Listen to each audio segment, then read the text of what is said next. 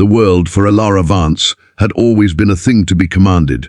From the gleaming glass tower that bore her name to the silent, obedient cars that ferried her through life, her existence was a masterpiece of control, polished to a cold, hard shine. But on a rain-slashed afternoon on a deserted country road, that control shattered into a million glittering pieces. The sickening crunch of metal was not just the sound of her vintage Aston Martin meeting a tree. It was the sound of her entire life collapsing. Trapped in the twisted steel, a pain so absolute and terrifying shot through her spine, turning her legs into foreign, useless things. The storm raged outside, but the true tempest was the one of sheer, undiluted panic inside the car. "I can't walk," she whispered, the words a ghost of her usual commanding tone. Then, as the reality of her helplessness crashed down, she threw her head back and cried it out to the uncaring sky. "I can't walk." If you believe that true kindness can find us in our darkest moments, and that everyone deserves a second chance, then please like, comment, and subscribe to Jiran Pizbog. The man who found her was a stark contrast to her world of polished surfaces. Kyle, a local mechanic, had been driving his rumbling tow truck when the glint of wreckage caught his eye. He didn't see a millionaire CEO, he saw a woman, pale as the airbag that had deflated against her, her eyes wide with an animalistic fear.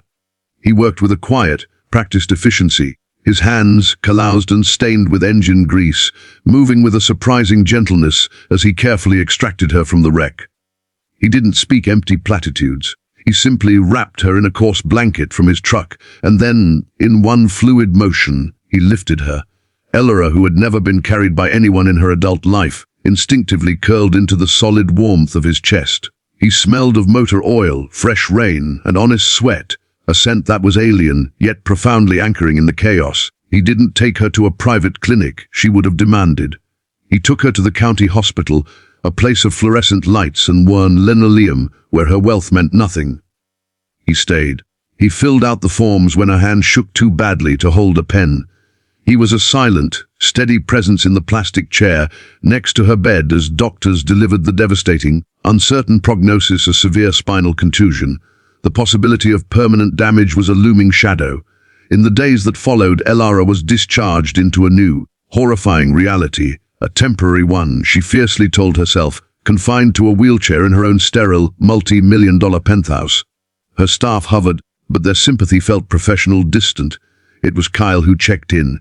He came under the pretext of dealing with the insurance for the car, but his eyes, a quiet, perceptive grey, saw the deeper wreckage, the terror in her soul. One evening, a power outage plunged the penthouse into darkness, and Elara, attempting to navigate the unfamiliar space, tumbled from her chair onto the cold marble floor. The humiliation was a sharper pain than the physical impact. When Kale, who had been in the building finalizing the tow, heard her cry and used the emergency key, he found her there, a fallen queen in a palace of shadows. He didn't ask for permission. He simply knelt and gathered her into his arms, carrying her not as a broken thing, but as something precious. He took her to the one place that felt safe in the vast, cold apartment, her bedroom. As he laid her on the bed, a profound vulnerability passed between them. He turned to leave, to retreat to the proper, expected distance, but her voice, small and stripped bare of all its power, stopped him. "Don't go. Please, it's so dark. Just come and sleep with me." He stilled, then, after a long moment, he let out a soft breath. He didn't speak.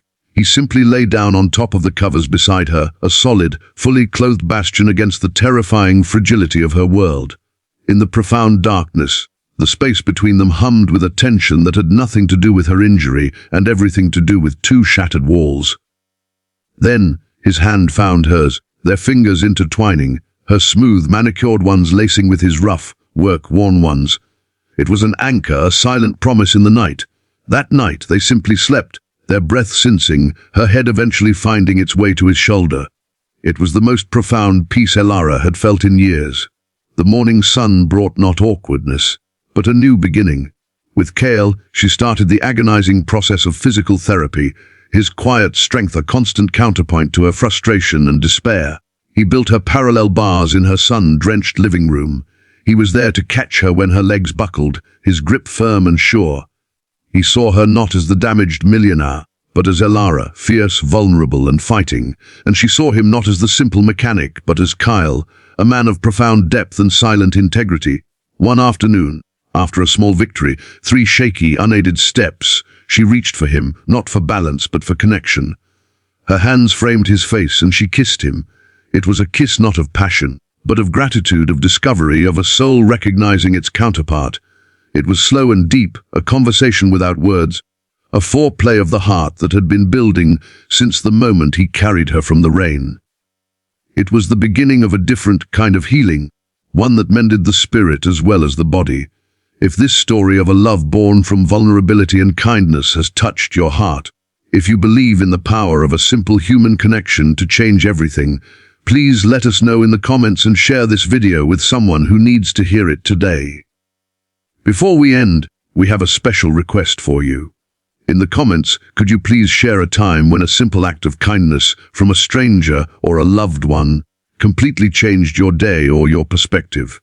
Under Kyle's steadfast care, something miraculous happened. Not just the tentative, burning feeling returning to her legs, but a thawing in her heart.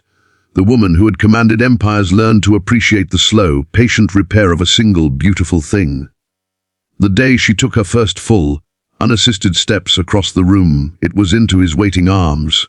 The mechanic and the millionaire had found in the wreckage of an old life the foundation for a new one, built not on wealth or power, but on a love that had literally carried them through the storm.